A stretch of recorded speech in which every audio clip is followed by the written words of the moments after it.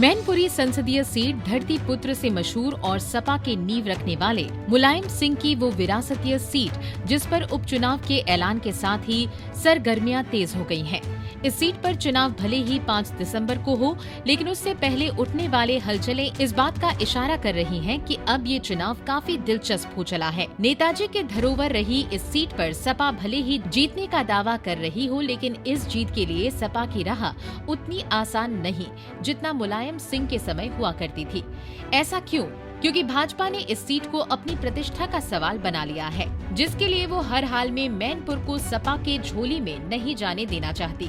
इस प्रतिष्ठा के चुनाव के लिए भाजपा आखिर किन किन नेताओं को मैदान में उतारती है, ये हम आपको बताएंगे। लेकिन उससे पहले राज्य के उप मुख्यमंत्री और भाजपा नेता केशव प्रसाद मौर्य का ये बयान सुनिए। जो अवैध कब्जे उन पर चल रहा है, आगे भी चलेगा। लेकिन जो अवैध कब्जे, यहाँ बहुत सारे लोग दुखी हैं, पीड़ित हैं, गुंडागर्दी से, अराजकता से, माफियागिरी से, उस माफियागिरी से, अराजकता से, गुंडागर्दी से मैनपुरी लोकसभा मुक्त होगा। और हम लोग राम राज्य की बात करते हैं, ये तो रघुराज साहब के हैं, राम राज्य और रघुराज। क्या लग रहा है कि श्री अखिलेश यादव जी को अब समझ में आ रहा है कि भारतीय जनता पार्टी ने उन्हें आजमगढ़ हरा दिया, रामपुर हरा दिया, गोला में हरा दिया और मैनपुरी में हराने जा रही।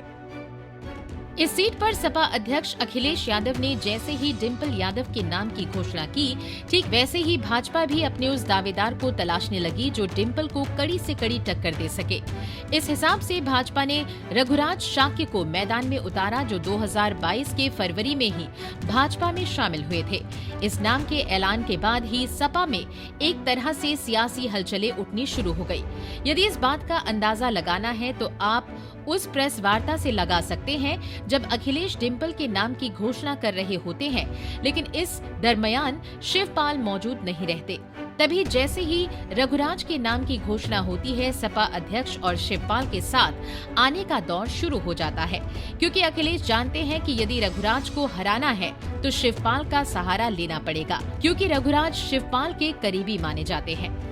इस चुनाव को लेकर सपा के कई नेता भले ही डिम्पल यादव की जीत के बड़े दावे कर रहे हों, लेकिन भाजपा इसे अपना प्रतिष्ठा का सवाल बनाकर चुनाव लड़ने की तैयारी में जुटी हुई है।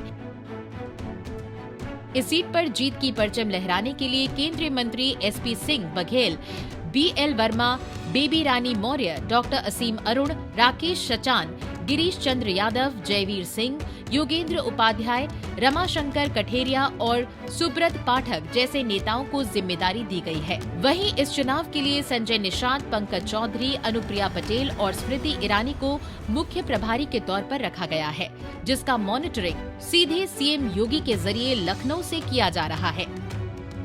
भाजपा की इस टीम को देखकर सपा नेताओं का कहना है कि भाजपा के मंत्रियों के पास कोई काम नहीं रह गया है सिवाय इस चुनाव प्रचार के। इस तरह के आरोप एक तरह से द्विकोणीय लड़ाई का संकेत दे रहा है। फिलहाल देखना ये है कि जिस शाक्य प्रत्याशी को भाजपा इस चुनाव की पतवार सौंपी है, क्या ये उस भंवर से पार लगाकर सफल होते हैं, या हर बार की तरह इस बार भी सपा की सुनामी में भाजपा की नैया डूब जाएगी। Bureau report, Punjab Kesari. हमसे जुड़े रहने के लिए हमारे YouTube चैनल को सब्सक्राइब करें और नई वीडियो की नोटिफिकेशन के लिए बेल आइकॉन को दबाएं।